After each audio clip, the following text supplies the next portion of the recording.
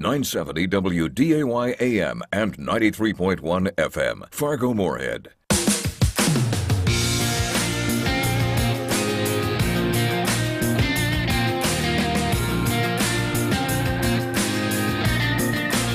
Welcome back to Weather and Ag in Focus. Thanks for joining us. Man, I really got to start getting my days straight. I don't even know what day it is. Tuesday. It's Tuesday. I should know. There's a big Tuesday sign right in front of me. Right there. 1:04 o'clock if you want to know the exact time. Thanks for joining us today. I'm meteorologist Justin Storm here with Chief Meteorologist Dean Wysocki and Ag Director, the one and only Bridgette Readel. Good afternoon, guys. How are you doing on this cloudy, windy, chilly, wet, dreary kind of day? We're not shoveling it yet, so it's good news. We need some positivity here. I mean, yeah, it might be those things, but it is November, and it's only like 67 days till Christmas. How's that? Hey, look at that. That's I something. just made that number up. All right, It's 67. Bridgette, How close you were. got a question for you. If you hit Okay. if you hit 4 out of the 5 numbers on Powerball, won $100, but you were one number away from winning $1 million, are you happy you won the 100, or are you so mad you didn't get that 5th number? Considering how your odds are so low that you'd win anything at all, I'd take the 100 and run. Okay. I'd be mad. That's just me. Dean's asking for a friend, by the way. This didn't happen to him today or anything. No, not at all. No. Dean's just generally angry. Not even one. Well, he was one ball away, but it was a 10 instead of a 12. Is that what it was? Yeah. Yeah. Dean wouldn't have been in here today had he gotten that number. Well, I guess, I shouldn't speak for you. What do you do? What do you do if you win $1 million? Do you quit your job? What do you do? No. That'd be something fun. No, not enough money to quit your job. I'd pay. You could quit do? your crappy job you got right now and look for something better down the road. Not saying you, but people in general. Yeah. If you got a bad job, when we come back from ABC News, give us a call. Let us know if you won $1 million. Not the whole jackpot, just $1 million. Would you quit your job? Would you quit your job? What would you do? 701-293-9000 is the studio line. We'll send you over to ABC News. We'll tease what we got coming up on the show right after that.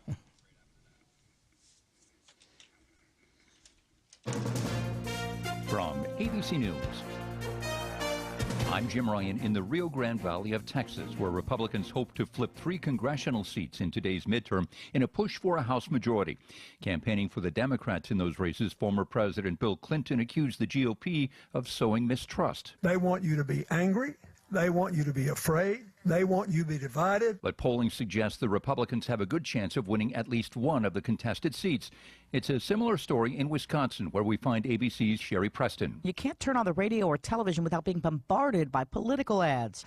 Wisconsin is the perpetual swing state, but this midterm election day, Republicans feel they have momentum. They think Ron Johnson will keep his Senate seat and that businessman Tim Michels will unseat incumbent Democratic Governor Tony Evers. Polls show both races close. This is Alex Stone in Phoenix. The races for governor and Senate here in Arizona appear in polling to be extremely tight, and that could mean we won't have answers tonight. And ahead of claims of fraud or something is wrong, elections officials say fair warning. It could be a day or two before results are known in Arizona. In Pennsylvania, the race for Senate also is expected to be very close. In Georgia, former NFL star Herschel Walker has made his final pitch for a Senate seat of his own. I will always stand on my feet fighting for the freedom and liberties that we have than to be on my knees begging the government for anything. He faces incumbent Senator Raphael Warnock. I'm Jim Ryan, ABC News in McAllen, Texas. Now with more news, here's Dave Packer. Nicole has gained strength, now a tropical storm. The Atlantic storm heading toward Florida's east coast, expected to be a Category 1 hurricane when it gets there. States of emergency in 34 Florida counties. After long delays due to sales processing issues, the Powerball numbers finally drawn this morning. The ticket-buying frenzy pushing the jackpot to over $2 billion, a world record. No word yet if there is a winner. Wall Street, the Dow up 364 points. You're listening to ABC News. I'm Tamron Hall. Why give your family just ordinary eggs when they can enjoy the best? Eggland's Best. The only eggs with more fresh and delicious taste, plus superior nutrition compared to ordinary eggs. With 6 times more vitamin D, 10 times more vitamin E, 25% less saturated fat, and 38% more lutein. Because the way we care is anything but ordinary. Only Eggland's Best. Better taste, better nutrition, better eggs. Sail with American Queen Voyages, where history comes alive and discovery runs deep. Enriching adventures await in North America's mighty rivers, Great Lakes, oceans, and expeditions to the wilds of Alaska. Visit American Queen Voyages at aqvoyages.com, cruising North America now. Call 844-744-0794 or contact your travel professional. American Queen Voyages. Discovery runs deep. The news is brought to you by the North Dakota oil and natural gas industry, advancing the possibilities. Learn more at ndpetroleumfoundation.org. This is Tyler with Tyler's Tree Service. We put people first. This mindset has nourished our roots and given us the strength to grow and flourish. Our greatest asset is our people. Our greatest opportunity is our customer. And our greatest commodity is our time. As we branch out, our focus will be 60 miles south and west of Fargo and everything in between. Details at tylerscut.com. We have done and will continue to do our best in bringing our best to the FM area. Tyler's Tree Service. No stick left behind. Election season has arrived, Fargo-Moorhead, and that means you need to be informed on who or what you should be casting your vote for. WDAY Radio, The Flag, has you covered with the November 22 election guide, a list of all the local and statewide candidates that includes information on them, their campaigns, and full interviews that break down the issues that matter to you. So go check out your November 2022 election guide under the Hot Links tab on the website built for you, WDAYradionow.com. Get more than just a great deal. Get the Luther Advantage. Every pre-owned vehicle comes with a 60-day, 2,500-mile warranty.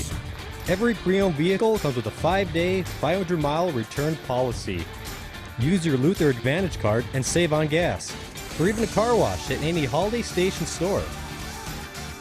Get the Luther Advantage at Luther Family Buick GMC, corner of I-29 and 32nd Avenue South in Fargo.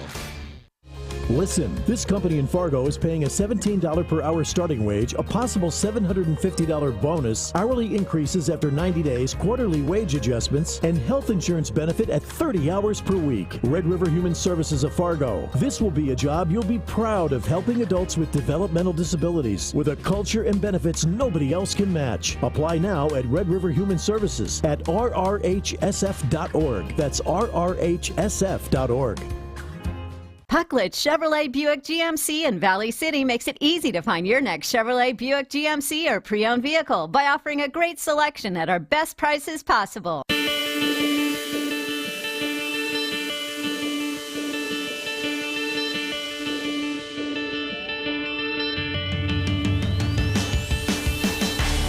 And welcome back to Weather and Ag in Focus. I want to thank you for joining us this afternoon on a cloudy, chilly day. And Bridgette, let's first go to one of the. We have a guest that emailed you about something about wheat farm, or what was that all about? Okay, so yesterday our guest was Greg Lardy. He is the Vice President for Agricultural Affairs at North Dakota State University. After we got off air, I had realized I had a text message from a listener who had a question, and Chad wanted to know why the continuous wheat plots off of 18th Street were no longer there. Well, I reached out to Greg to ask him to the answer for our homework, you might say. And Greg did say that the continuous wheat plot and the continuous flax plots are still there on the west edge of campus, which is west of 18th Street. Many folks may not realize that part of North Dakota State University's land grant university status, the same as many other land grants across the U.S., you do have continual research plots that have to stay maintained in order to get that land grant status. And at NDSU, their wheat plots are over 100 years old now. Wow. So there you go, Dean. All right. What you got for weather? Well, I'll tell you what, kind of the calm before the storm today. We do have a winter storm watch that's been issued for Wednesday night through Friday, and I'm sure that'll be upgraded, at least in some areas, to a winter storm warning as we get a little better idea of the track of this storm as it rides out of the Rockies. But for today, just a windy and chilly day. Highs only in the low 40s, it looks like, with those winds out of the south gusting over 40 at times. And a little bit of drizzle and light rain from the valley eastward. And then as we head into tonight, we should quiet things down. Maybe a little leftover drizzle as those southerly winds will switch to the north. And we'll drop down to a low in the mid-30s. And tomorrow, that's when things start to deteriorate. most of the day, though, should be okay. 40s, it looks like right around 40. Some showers develop late in the day or at least by early afternoon. And then that will change to freezing rain and maybe a freezing rain sleet mixture Wednesday night before changing over to all snow on Thursday. Still some discrepancy in the track of the storm in terms of how far south it goes, how much moisture gets into the area, but looks like still the heaviest snow on a line from about Jamestown, Valley City, up through about Grand Forks. But there's a couple of models that are trying to paint the heavier snow through the FM area. We'll have to wait and see how it pans out. But areas down towards Fergus, Alexandria, probably not going to get much out of this in terms of snowfall. But if we had to put amounts on it right now, we're usually don't like to do that a couple days in advance. Not a good idea, but let's do it anyways. Why not? I'd say 4 to 7 inches. 4 to 7 inches around the FM area, lesser amounts toward Lakes Country, and a little bit more just out to the west of town. I think, again, the heaviest amounts, which could be 6 to 12 inches, or up to 12, again, stretching from about Jamestown into Valley City up towards the Grand Forks area. So we'll see if that heavier snow band sets up over our area, but right now it looks like it'll set up just to our west and northwest. So pretty decent snow, and hey, it's moisture. We're going to get quite a bit of wind with this, so we'll have, if you have any travel plans on Thursday, we're going to have deteriorating conditions throughout much of the area. So just keep that in mind if you're going out and about anywhere on Thursday.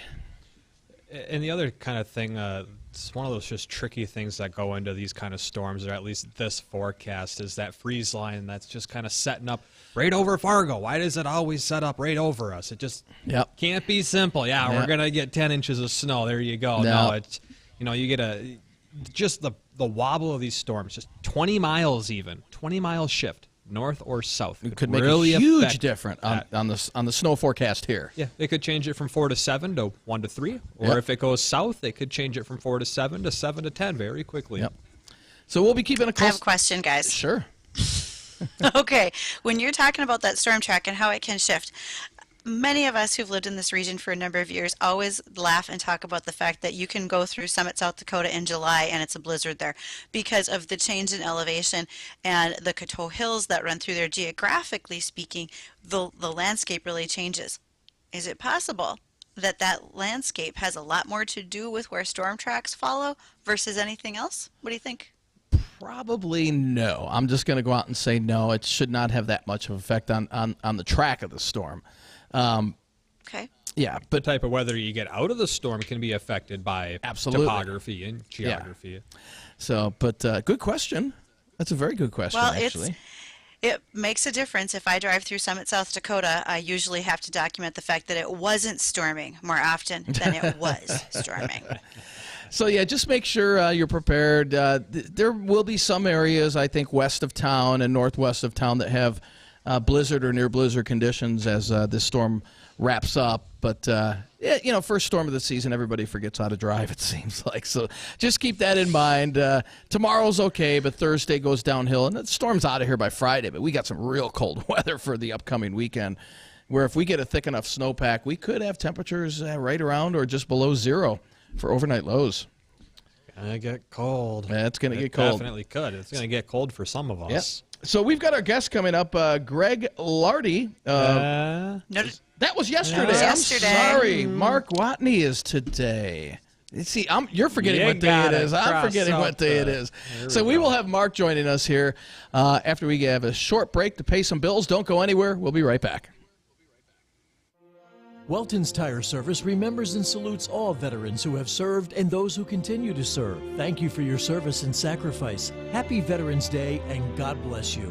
From your friends at Welton's Tire Service in Lisbon. Research shows listeners prefer a personalized experience. So to help you remember, Liberty Mutual customizes your home insurance. We personalized this ad for Amber, who really misses boy bands from the 90s. Hey girl, I'm the cute one, here to tell you how Liberty Mutual customizes your home insurance so you only pay for what you need. I'm the heartthrob. The only thing I love more than you is saving. And I'm the other boy in the band everyone forgot about. Only pay for what you need at libertymutual.com. Liberty, liberty, liberty, liberty. When my little girl has a stuffy nose, she just can't rest. Mom? And neither can I. So I use Vicks Sinex Children's Saline Nasal Mist to instantly clear her mucus right at the source. It provides fast, drug-free relief from everyday stuffy noses. It's relief for both of us. Vicks Sinex Children's Saline. Use as directed. Keep out of reach of children. Finding the right Medicare plan? Oof, no easy feat. Kind of like those dances my granddaughter loves making me do. But then I found Walgreens FindRx coverage. Lets you compare plans online, over the phone, or in person. Made Medicare shopping so easy. Plus, I found plans with low-cost copays. I can get down with that. Medicare annual enrollment ends December 7th. Find a plan that's right for you at walgreens.com/Medicare. West Funeral Home in your difficult time. Have you planned for all your life's events? At West Funeral Home and Life Tribute Center, we would be honored to have that talk of a lifetime with you. Through pre-planning, we will help honor and celebrate your journey on Earth so you can leave your family a lasting, treasured memory. Discover the difference. West Funeral Home and Life Tribute Center. Little things make the difference. Hi, my name is Ryan Youngren. I am a criminal prosecutor and running to be your next Cass County State's Attorney. The last 21 and a half years of my professional life, I have been tough on violent and repeat offenders. You may also have seen my Youngren name as your youth coach, teaching faith formation, or as a board member at Rape and Abuse Crisis Center. Victims in our community are what Youngren for State's Attorney is all about, and I ask for your vote on November 8th. Paid for by Youngren for State's Attorney, Keith Lingle, Treasurer. Welton's Tire Service remembers and salutes all veterans who have served and those who continue to serve. Thank you for your service and sacrifice. Happy Veterans Day and God bless you. From your friends at Welton's Tire Service in Lisbon.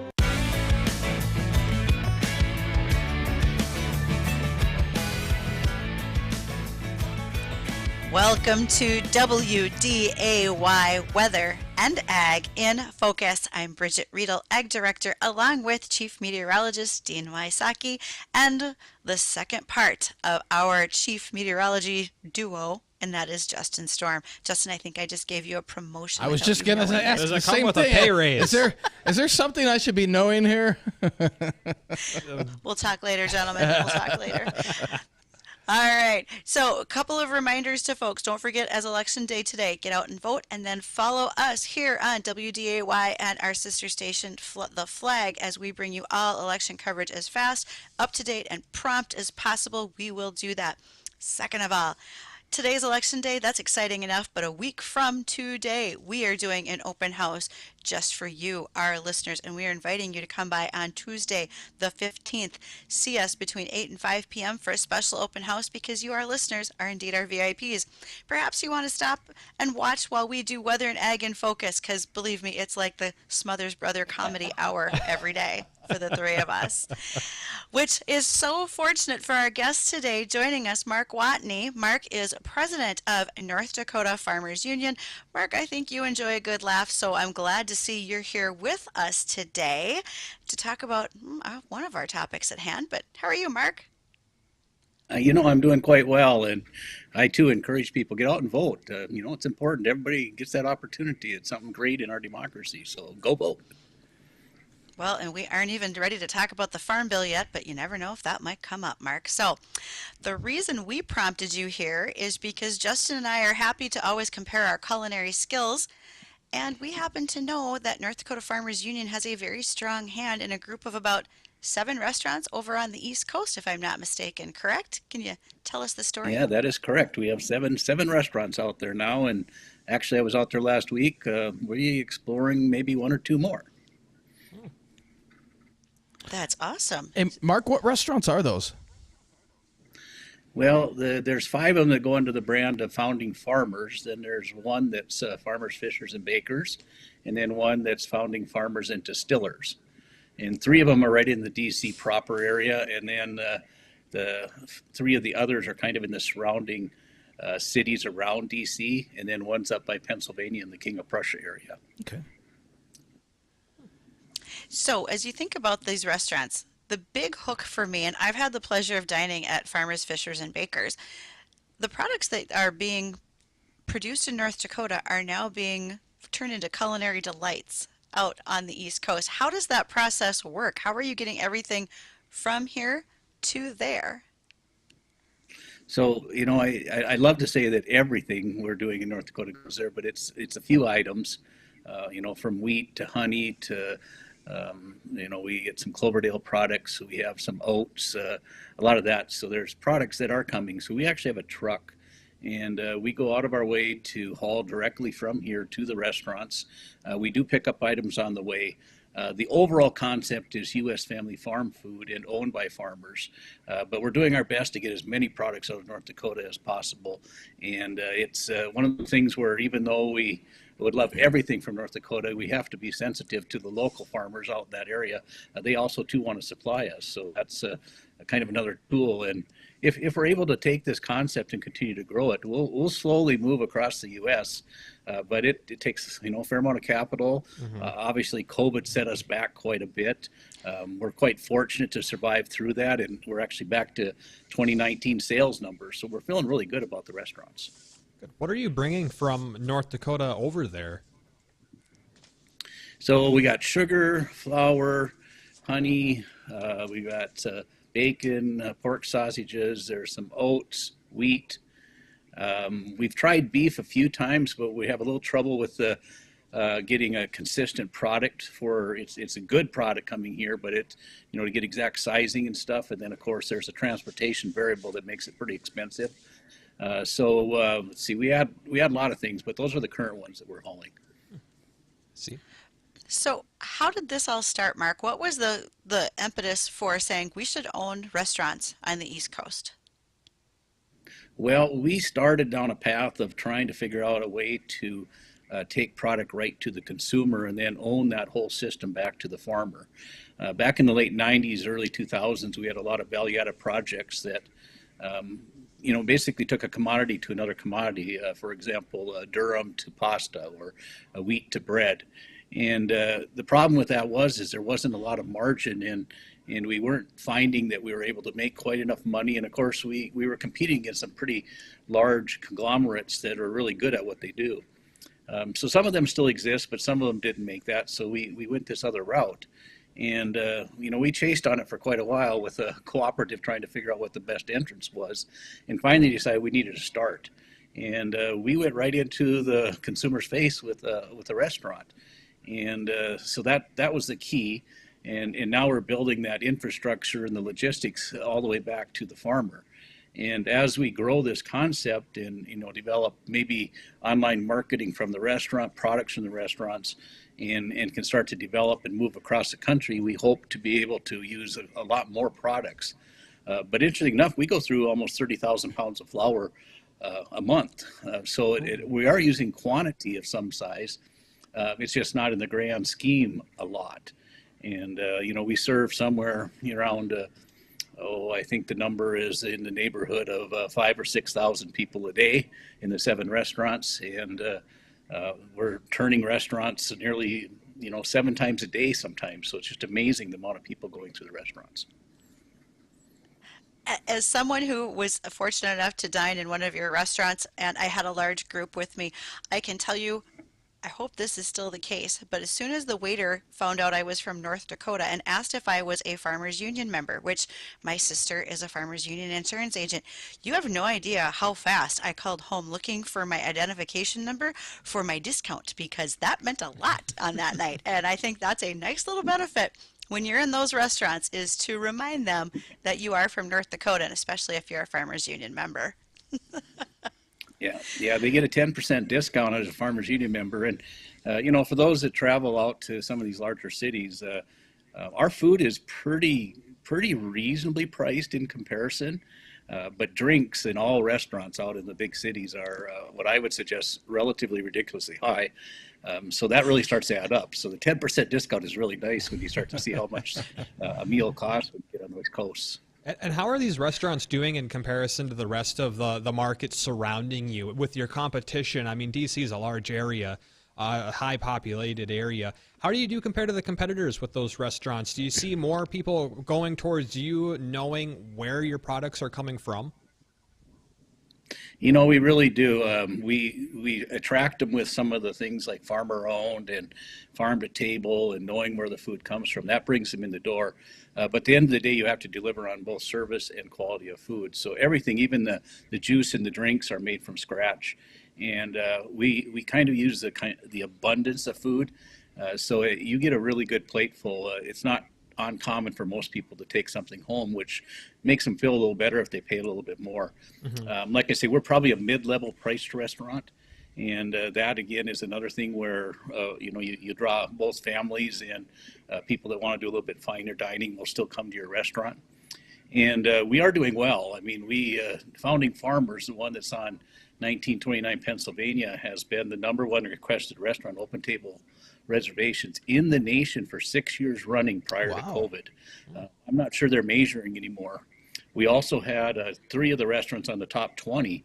If you want a table for 5 or 6, you better get a reservation at least at Founding Farmers. You better get one a week in advance or you're not getting in for an hour. You have to wait a long time. They're full almost all the time. Well, that's good. That is very good. And it's worth it. After having been a diner there, it is completely worth it. So for those who might just be joining us, we are visiting with Mark Watne, North Dakota Farmers Union president. We are visiting about the restaurants that Farmers Union is involved in on the East Coast, and we're going to continue that conversation after we have a moment to catch up with a couple of commercials. Gives you all a chance to think about the questions you have to ask Mark, and we can do that at 701-293-9000. Stay with us. We will be right back. Hi, Lacey here with Precision Concrete Cutters. You've heard our ads about egress windows. They add sunlight, they provide an escape and add value to your home. All true, but I'd like to let you in on a little secret. You can add an egress window anywhere, even if there's no existing window. I know this because at Precision Concrete Cutters, we specialize in egress window installation and replacement. Precision Concrete Cutters, 701-280-7038. That's 280-7038. Busch Light Apple is back for 2022. It's not a cider, it's actually a beer that tastes like apple and goes down smooth. It's been a popular seasonal beer the last 2 years coming out with the apple harvest, and this is the 3rd and final year they'll produce this beer. So if you've not tasted it, this year is your last chance. And if you liked it last year, then you better get to the liquor store before they're gone. Clear, crisp, light beer in the red apple colored can. Find it in your neighborhood liquor store and take it home to your backyard or the lake. Busch Light Apple, get it now. If you're looking for a great night's sleep, I'm going to give you 2 suggestions. First, go to Comfort King Mattress Factory. Second, support the community and go to Comfort King Mattress Factory. They'll make you the mattress that you want for your purposes. All the money that you spend will go back into the community. Isn't that what you want? It's a win-win. You ever wonder who made your bed? Well, you should. And you should wonder what's inside of it. Come to Comfort King and we'll show you the who, what, where, when, and how. Hi, this is Stacy from Midtown Tavern, featuring Dwayne's House of Pizza. Who else in town has a glycol polar plate system? What? It's a secondary system for chilling tap beer. Put that in one of our frosted mugs and it's the coldest beer in town. Everyone wants the coldest beer. Midtown Tavern has it. Combine that with a Dwayne's Pizza, as well as our vast menu with many handmade menu items, specials every day of the week, and a multi-purpose room up to 50 people. Stop in to visit us. The Midtown Tavern, 2223 Highway 10 East in Moorhead. Angry outbursts, bullying, harassment, and emotional abuse. The allegations against State Senate candidate Dan Bomer are horrifying. Divorce records say the cops were called to Bomer's home multiple times, and he had to be escorted from a doctor's office by police. Worse, Bomer recorded his young son while he showered. He recorded his wife while she slept and broke into their bedroom after she barricaded the door. Bomer even made her drive herself to the doctor while suffering a miscarriage. After their divorce, Bomer paid his child support late, too, weeks at a time, failing to provide for his young children. After all that, Dan Bomer wants to represent us in the state Senate. But after calling his own wife a cunt, stupid, a parasite, we should never call Dan Bomer senator. This independent expenditure is paid for by the DFL Senate Caucus. It is not coordinated with or approved by any candidate, nor is any candidate responsible for it.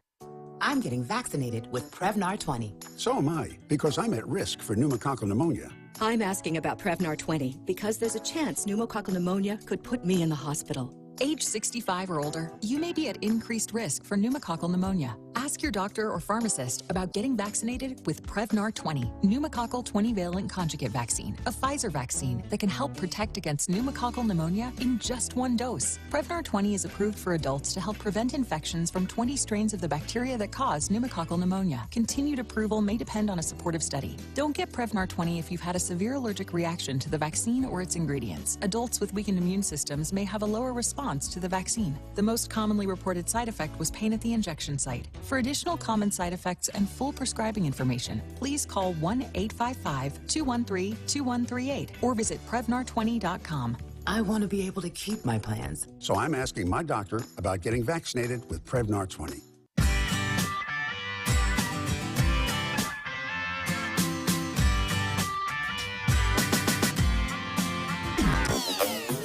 And welcome back to Weather and Ag in Focus. I want to thank everybody for joining us this afternoon. And again, we have Mark Watne from Farmers Union Restaurants in Washington, D.C. And Mark, I got a question for you. So the founding Farmers Restaurant in D.C., always packed. Any chance of expansion and maybe bringing one to North Dakota? You know, that's my favorite question, and I get it a lot because the folks that get out there and do eat at the restaurants are always quite pleased with the food, and we really got a wonderful management team that did a really nice job of making those restaurants function. But you know, the answer really is that the style of restaurant we have and the throughput would have to be changed to some degree, because we push a lot of people through, and you wouldn't get that attention in a town the size of Fargo. But we may do that at some point in time. But keep in mind, I think we probably have 50 or 60 places that are courting us right now, trying to get us to come. And we're just not ready for that quick a growth. And we want to do this right and get the process down and grow, at a kind of a steady pace in what we can manage, and make sure we don't make the mistake of turning into, just another restaurant chain. And that's tough. But, most of these places, there's probably 1 million people within a mile or two of our restaurant as compared to 750,000 in the state of North Dakota. Right. So, you got to look at the success side of it and what you're trying to accomplish. But I hope someday that I can say we have one coming here. Great. And kind of off topic a little bit, with the elections today, midterm elections, and the Farm Bill. So what would the midterm elections today, how is that going to affect the Farm Bill, if at all, in your opinion? Well, I think it has, little things on shifting priorities based on who may get elected.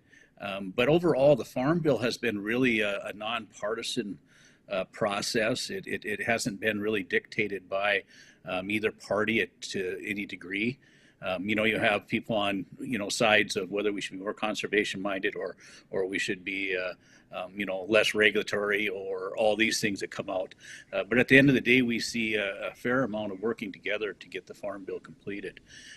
In North Dakota, I'm expecting, that Senator Hoeven probably holds on. And of course, then if you flip the Senate, Senator Hoeven would be in a very strong position. That would be, probably a pretty good thing from a North Dakota perspective, because having that position is huge. But the Senate's going to be tight. I mean, it's, we don't know for sure. It may flip, it may not. And then, of course, the question is how much. And it appears more likely the House will flip. But the Senate tends to drive the Farm Bill a little bit stronger than the House. So I'm expecting that we're going to see a similar bill. I hope it's enhanced. I hope they find some more money. And I hope we can work on continuing a very strong crop insurance program. So I'm pretty positive that we're in a good time to write a Farm Bill. But elections have consequences. So the good news is we work with whoever gets elected. That's the goal. I wish more people thought that way, that, with the elections over, let's get to work. But, it'll be what it is. Right. I want to go back to talking about how you bring everything from North Dakota out to the East Coast, and not necessarily the transportation, but more of the procedure and what we do here in North Dakota before we get shipping it out. How many people farms, agencies do you have working with the Farmers Union here in North Dakota and farmers? Well, it's not a lot like you'd expect. We have basically our organization. We have pretty good staff. We have 2 trucks now, and we have a driver. And of course, we have a large membership base. So we put it out there for people that have products that are unique or directly from a family farm. The honey may be a good example. We have a family farm out by Carson, North Dakota. They've been in the honey business for a period of time and looking for some additional markets. So we did the sampling, did the testing to see if it met our standards. And then, of course, we put that all together. And now we go out there, we pick up, we'll pick up probably some of the Cloverdale products in Bismarck. We pick up sugar on the way, crystal sugar products from the Red River Valley. And again, we'll be on the way if the truck's not full. We may be able to find cheese and some, like cream cheese is really huge if we can find that on the way. We even stopped and picked up grits, surprisingly, in Kentucky, loading them on the truck as we went by. Now we're probably going to get back to shipping the flour ourselves. The flour has, from the North Dakota mill, has actually contracts on the East Coast, so we buy through their systems. We may be able to ship it again ourselves. We have to go direct to the restaurants with it. And there's just all these logistics. But the good news is we've been breaking even on our trucking system, and we're getting better at it. So hopefully we can get more backhauls and we can make that trucking system work. On certain products, we actually beat the other shipping systems. We're more efficient. But it costs quite a bit of money to run a truck now. So that's, to cover that and pay for the truck is a pretty good positive step. Right. And so what about... How often does it... Oh, go ahead, Bridgette. We might be on the same lines here, Justin, but how often does one of the trucks come from North Dakota hauling products out there? Is this a couple of trucks a week, or do you have a feel for that? Yeah, it's about 20 trucks a year, so we're getting close to 2 trucks a month. And if we start hauling the flour and stuff, that'll be a truck a month. So whatever that ends up being, 20 and 12, probably 32, maybe 36 truckloads. Yeah. Okay. And what's the procedure look like? You had mentioned that with the honey farmers up here, that you get your honey from. You went out there, you did your test to make sure that it was to your standard. What does that kind of look like? And what does it take, say, if I am a honey producer or I have grain that maybe I want to sell to you guys? What's that procedural look like to get your guys' approval? Yeah. So basically, they reach out to the Farmers Union here, and then what we'll do is we'll get samples and pricing, and we ship them samples out. A lot of times we'll pay for that just to get the ball rolling, and then they roll it into their menu items out there. This management team, everything they do and is calculated. We know exactly what we make on every plate, every menu item. And it's really essential in the restaurant business to do this. So everything's measured, and then we go through that process to calculate out, can we make money? And this is something a lot of small restaurants don't do. I mean, they'll make a steak and throw some hash browns and, some toast on there, but never really calculate the true cost of that plate. We do all that. And so something that comes from North Dakota, it has to fit. I mean, if it can't come in at a price range that we believe we can sell it, then we just aren't able to do it.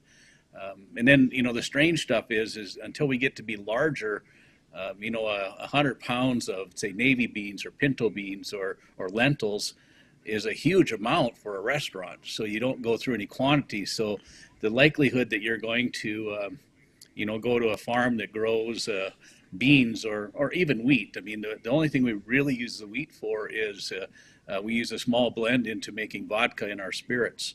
And that helps, but it's not any quantity that's going to benefit a farm here. In fact, it's more work than it's worth because you can't charge enough for that wheat to start with. So there's a lot of balance here to get a product that you actually can use in the restaurant and use a quantity to be able to make the person supplying you that commodity and the restaurant both make money. And Mark, with your distillery out there as part of the restaurant as well, how much of the barley do you get? Any of the barley, wheat, hops, anything like that from North Dakota? Yeah, we get the wheat. The barley we haven't been sourcing here yet. the wheat, but again, it's the quantity is maybe 300 bushels a year, which typically goes in a tote of probably 36 bushel. So maybe 10 of those a year. So you can about imagine, you go clean that wheat, you get it into a tote, you have to be ready for the truck, so you got to have a way to load it, load out the truck, send it out there. The restaurants do okay with it, but there's not a lot left over for the farmer. And in the grand scheme of farms in North Dakota for a wheat, that doesn't really add up to much for anybody. Right.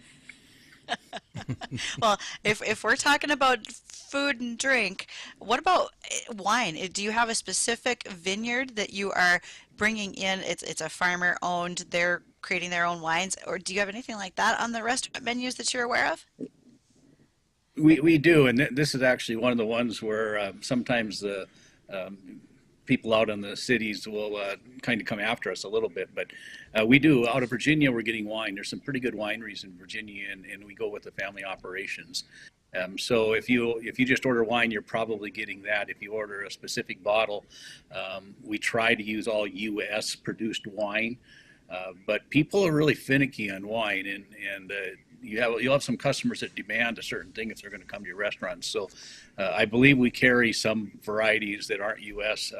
I'm not sure I'm for that, but then I measure it with the value of keeping people coming to the restaurant, and sometimes you have to make that concession.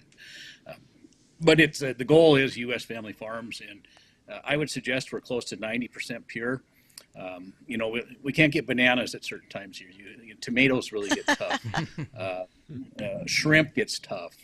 Spices. I mean, there's things you just cannot get. So that you can kind of change your menu to some degree, but there are certain expectations that your customer wants.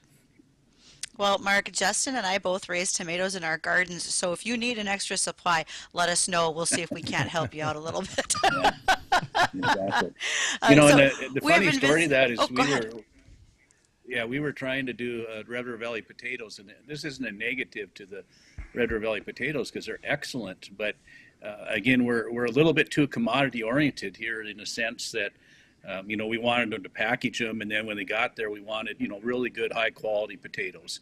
And what we found out is we were losing 10 or 20% that weren't usable because nobody's really designed to do that perfect packaging for a restaurant and then a shipping. And it really wasn't anybody's fault, but it's a mindset in North Dakota that we produce commodities, and you ship into the commodity market.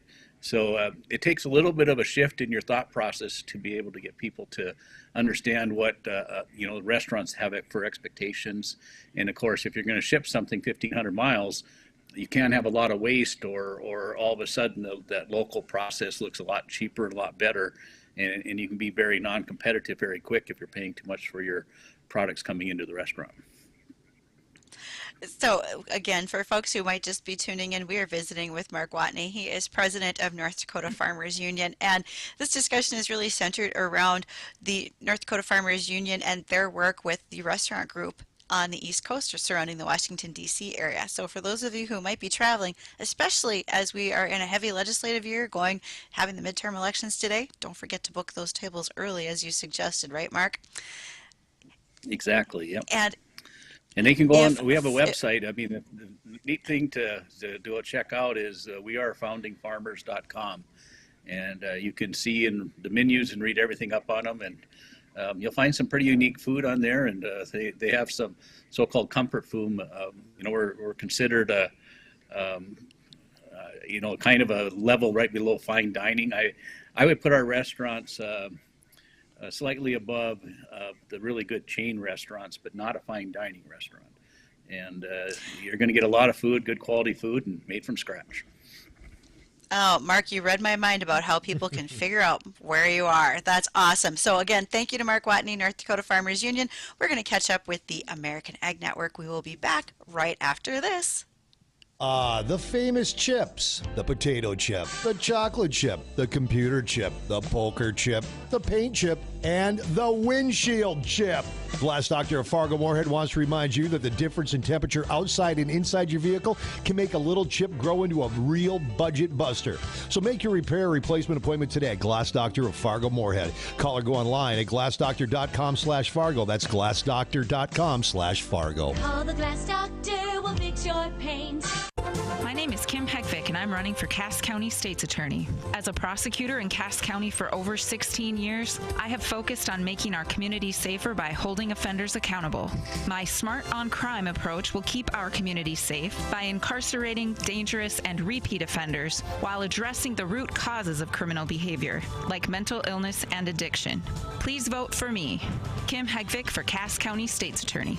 Paid for by Kim for Cass County, Janet Tronier, Treasurer. In public, Rick Becker says he opposes federal crop insurance for our farmers and ranchers. No, I don't support any federal insurance.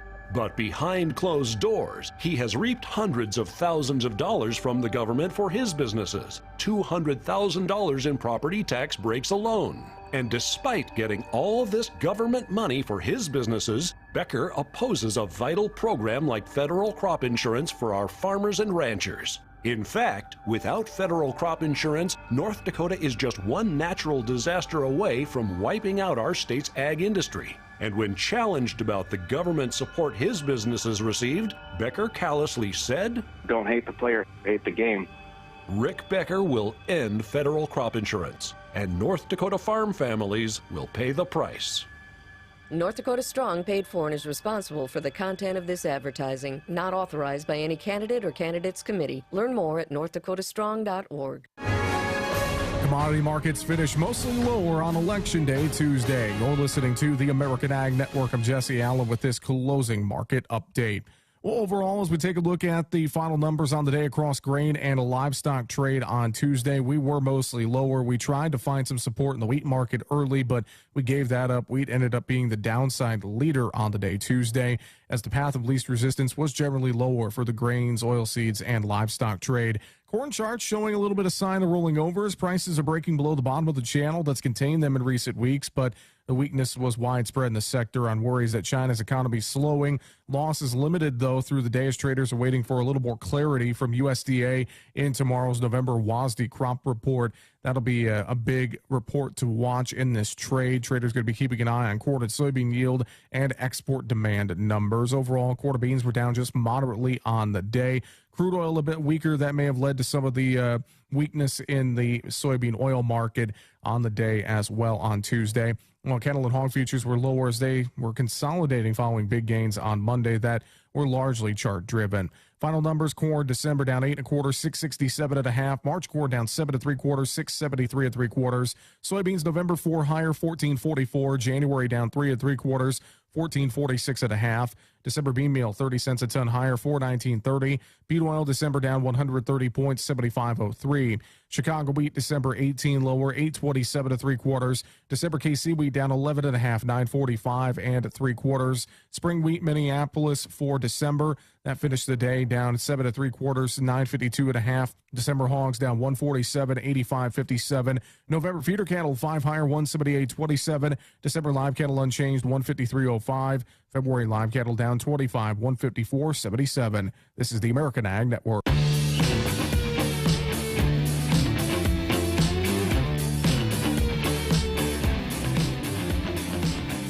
Welcome back to Weather and Ag in Focus. Thank you again for joining us for this afternoon. We got a couple of emails from a couple of our listeners that we want to get to real quick. Dan emailed us, and Bridgette, this is for you. I have no idea, so you're going to have to help me out with this one.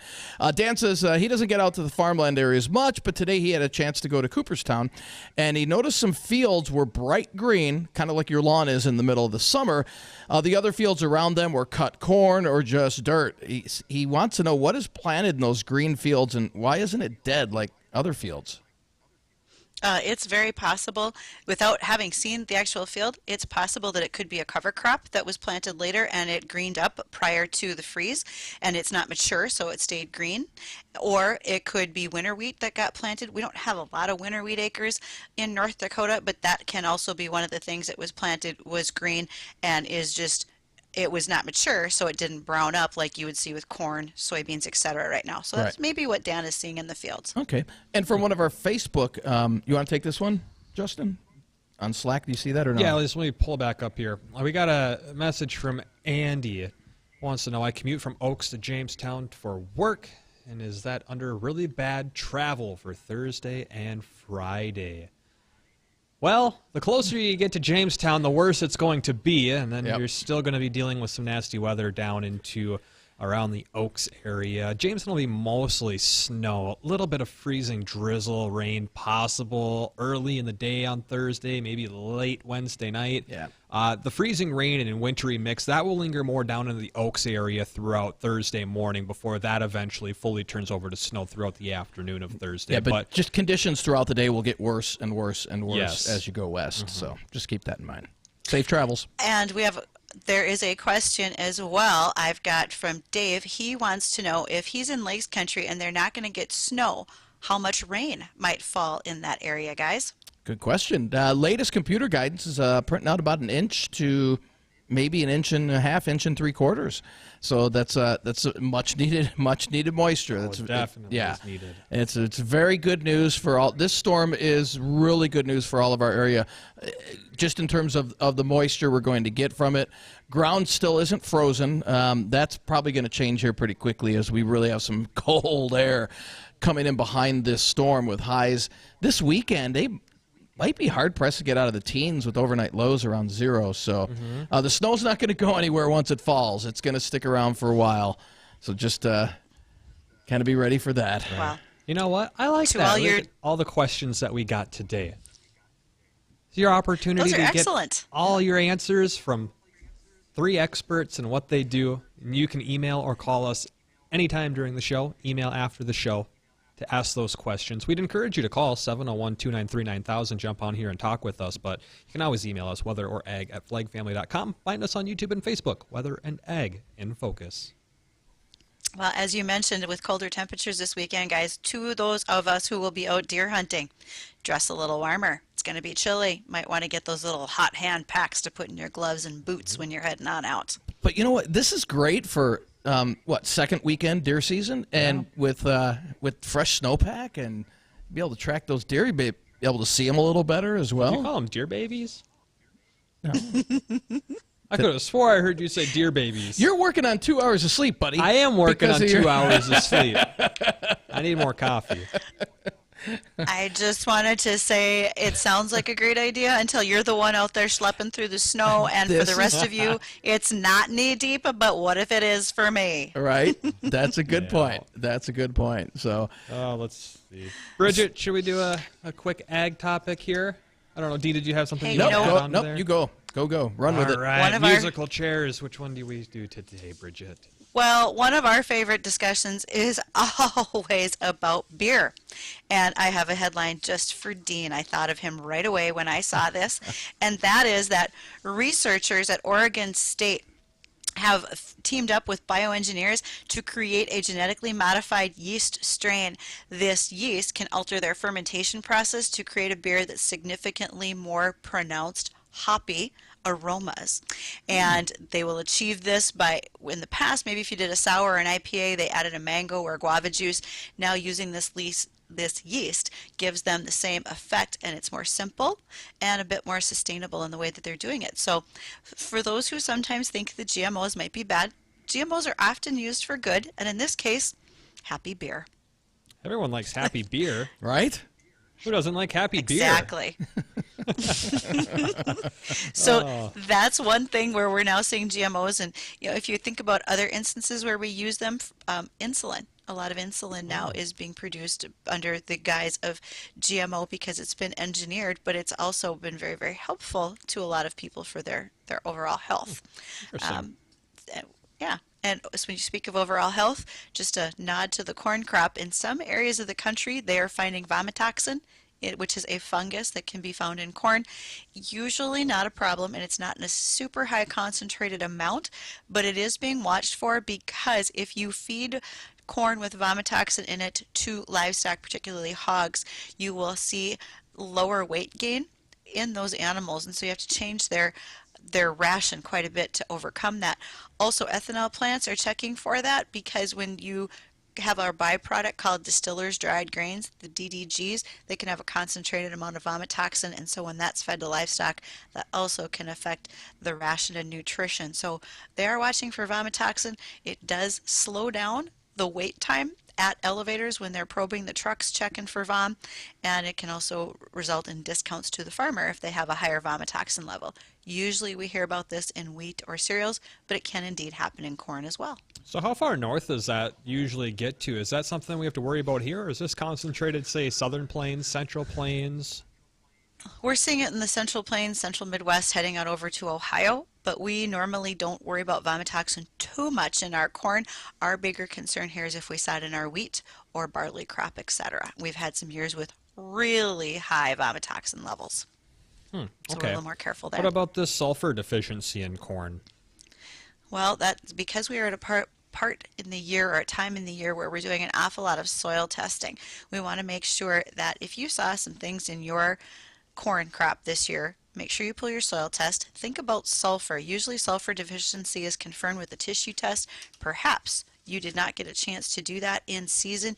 You saw some light green leaves with some striping, and you're not entirely sure what that might be. Well, oftentimes it can be attributed to zinc. Sulfur is a problem as well. We do see a lot of sulfur depleted soils, especially for corn in this neighborhood. So think about that as you're putting together your fall fertilizer programs. Read your soil test carefully. Make sure you know what your deficiencies might be so you can overcome those as best possible. Great information as always, Bridgette. Thank you for that. And that'll do it for us here on Weather and Ag in Focus. Thank you for joining us today. We're back tomorrow, 1 to 2 o'clock in the afternoon. Remember, keep up to date on that forecast. Dean's got another look coming up here in about 6 minutes with the Jay Thomas Show, which is starting right now. 970 WDAY